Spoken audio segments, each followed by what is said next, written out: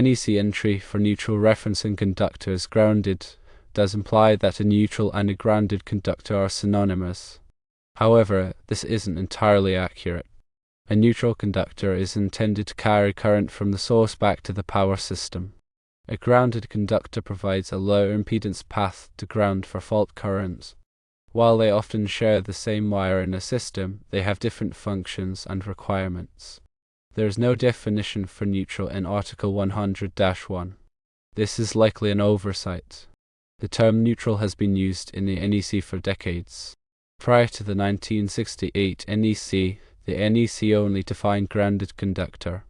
However, in the 1968 NEC, the definition of neutral was added, stating that it was the conductor of a circuit connected to the neutral point of a transformer or generator that serves as the reference point for voltage measurement. This definition was similar to the definition of grounded conductor, which states that it is a circuit conductor that is intentionally grounded. However, as the NEC evolved, the definitions of neutral and grounded conductor became more distinct, with the former referring specifically to the current carrying conductor and the latter referring to the protective grounding conductor. While the NEC entry for neutral implies that it is the same as a grounded conductor, this isn't entirely accurate. A lack of a definition for neutral in Article 100-1 is an oversight. To further clarify the distinction between neutral and grounded conductors, let's delve into their specific roles and how they function within an electrical system. The neutral conductor, as mentioned, is a current-carrying conductor. Its primary purpose is to provide a return path for current in an alternating current (AC) circuit. In a typical 120 volts or 240 volts AC system, the neutral conductor is connected to the center tap of the transformer, which is grounded at the service entrance. This creates a balanced system where the voltage between each hot leg and the neutral is equal, typically 120 volts in a split-phase system. The neutral conductor allows electrical devices to operate by providing a complete circuit for the current to flow. Without the neutral, the current would not be able to return to the source, and the circuit would not function. The grounded conductor, on the other hand, is primarily a safety conductor. It's connected to the earth, providing a low impedance path for fault currents to flow back to the source. This connection to ground is crucial for protecting against electrical shock and preventing equipment damage in the event of a ground fault. A ground fault occurs when a hot conductor comes into contact with a grounded surface, such as the metal chassis of an appliance or the metal enclosure of an electrical panel. When this happens, a large amount of current will flow through the grounded conductor back to the source, tripping a circuit breaker or blowing a fuse, which interrupts the flow of electricity and prevents a potentially dangerous situation. The grounded conductor is typically identified by its green color or by a green color with one or more yellow stripes. It's important to note that the grounded conductor is not intended to carry current under normal operating conditions. It only carries current during a ground fault. In some situations, the neutral and grounded conductors are connected together, but this connection is only permitted at specific locations, such as the service entrance or the source of a separately derived system. Connecting the neutral and grounded conductors at multiple points in the system can create a condition known as objectionable current, where current flows through the grounding system under normal operating conditions. This can lead to nuisance tripping of circuit breakers, increased energy consumption, and potentially dangerous voltage on grounded metal parts. Now, let's discuss the historical context of the definitions of neutral and grounded conductors in the NEC. As mentioned earlier, prior to the 1968 NEC, only the term grounded conductor was defined. The definition focused on the conductor being intentionally grounded, emphasizing its role in providing a path for fault currents. In the 1968 NEC, the definition of neutral was added to clarify its role as the conductor connected to the neutral point of a transformer or generator, serving as the reference point for voltage measurement. This definition highlighted the neutral's function as a current-carrying conductor in a balanced AC system. Over time, the NEC has refined the definitions of neutral and grounded conductors to further distinguish their functions. The definition of neutral has been clarified to emphasize its role as a current-carrying conductor in a balanced system, while the definition of grounded conductor has been clarified to emphasize its role as a safety conductor providing a low-impedance path for fault currents. It's important to understand the distinction between neutral and grounded conductors to ensure the safe and proper operation of electrical systems. Incorrect wiring or confusion between these conductors can lead to dangerous situations such as electrical shock, equipment damage, and fire hazards.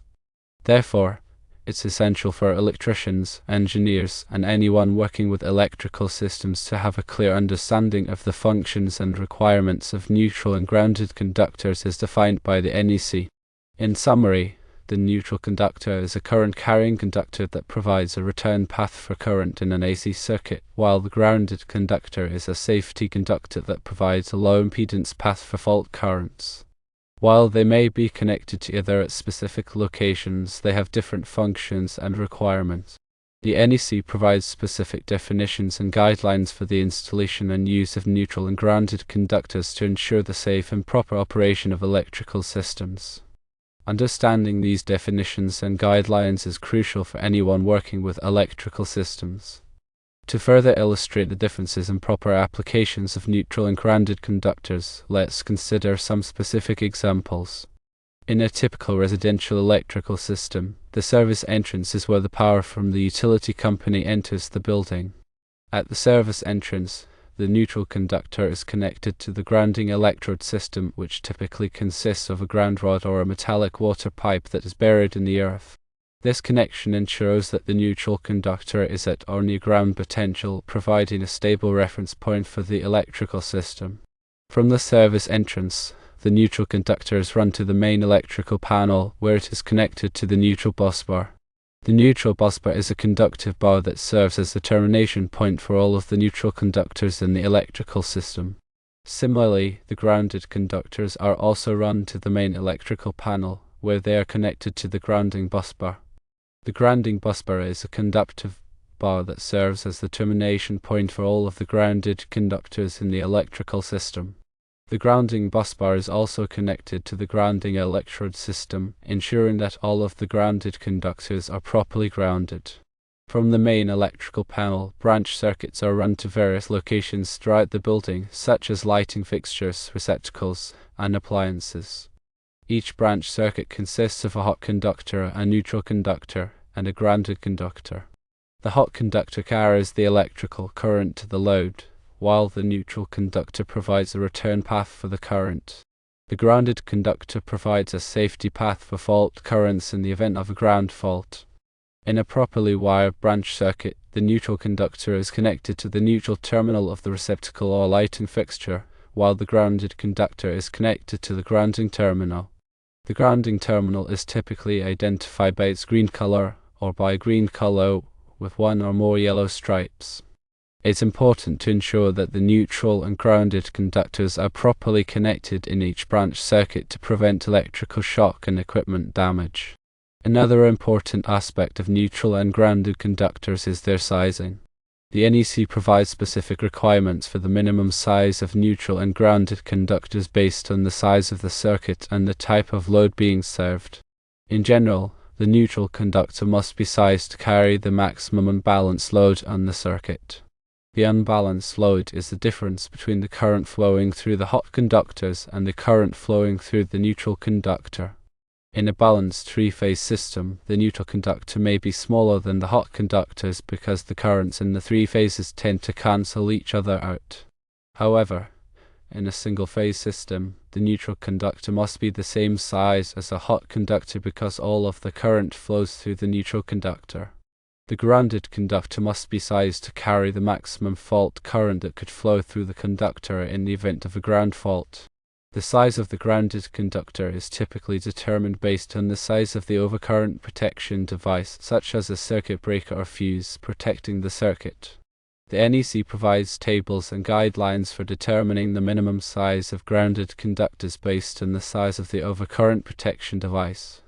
In addition to sizing requirements, the NEC also provides specific requirements for the installation of neutral and grounded conductors. These requirements cover topics such as conductor identification, conductor routing, and conductor termination. For example, the NEC requires that neutral conductors be identified by their white or grey color, while grounded conductors must be identified by their green color or by a green color with one or more yellow stripes. The NEC also provides requirements for the proper routing of neutral and grounded conductors to minimize the risk of damage or accidental contact with other conductors. The NEC also provides requirements for the proper termination of neutral and grounded conductors to ensure a secure and reliable connection. These requirements cover topics such as the use of approved connectors, the proper torquing of connections, and the proper support of conductors. In conclusion, neutral and grounded conductors are essential components of electrical systems, providing both a return path for current and a safety path for fault currents. Understanding the functions, requirements, and proper installation of neutral and grounded conductors is crucial for ensuring the safe and reliable operation of electrical systems. The NEC provides detailed guidelines and requirements for neutral and grounded conductors, which must be followed by electricians, engineers, and anyone working with electrical systems. By adhering to these guidelines and requirements, it is possible to minimize the risk of electrical shock, equipment damage, and fire hazards.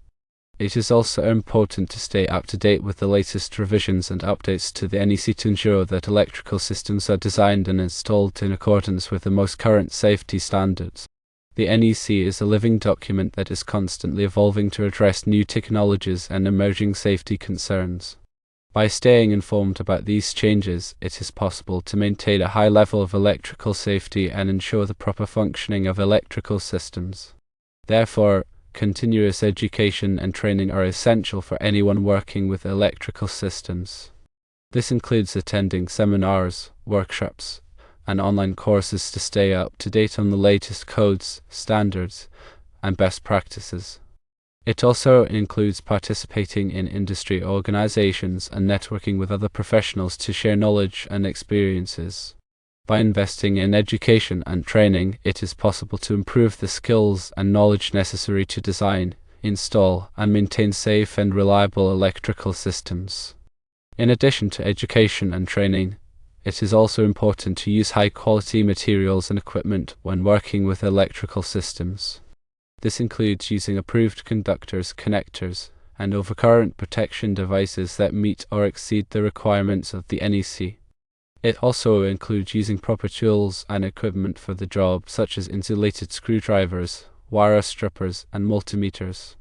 By using high-quality materials and equipment, it is possible to improve the reliability and longevity of electrical systems and minimize the risk of failures or safety hazards. Furthermore, regular inspection and maintenance of electrical systems are crucial for ensuring their continued safe and reliable operation. This includes visually inspecting conductors, connections, and equipment for signs of damage or wear. It also includes testing overcurrent protection devices to ensure that they are functioning properly. Regular inspection and maintenance can help to identify potential problems before they become serious safety hazards, allowing for timely repairs or replacements to be made. In conclusion, the safe and reliable operation of electrical systems depends on a combination of factors, including a thorough understanding of the NEC, continuous education and training, the use of high-quality materials and equipment, and regular inspection and maintenance. By focusing on these key areas, it is possible to minimize the risk of electrical shock, equipment damage, and fire hazards, and ensure that electrical systems operate safely and efficiently for many years to come. The specific requirements for neutral and grounded conductors can vary depending on the type of electrical system and the application. For example, the requirements for a residential electrical system may be different from the requirements for a commercial or industrial electrical system. Similarly, the requirements for a lighting circuit may be different from the requirements for a motor circuit. Therefore, it is important to consult the NEC and other applicable standards to determine the specific requirements for each individual electrical system. In addition to the NEC, there may be other local codes and regulations that apply to electrical systems. These local codes and regulations may be more stringent than the NEC, so it is important to be aware of them and comply with them. It is also important to obtain the necessary permits and inspections before starting any electrical work to ensure that the work is performed in accordance with all applicable codes and regulations. Finally, it is always a good idea to consult with a qualified electrical professional before starting any electrical work. A qualified electrical professional can provide valuable advice and guidance on the design, installation, and maintenance of electrical systems, ensuring that the work is performed safely and in accordance with all applicable codes and regulations.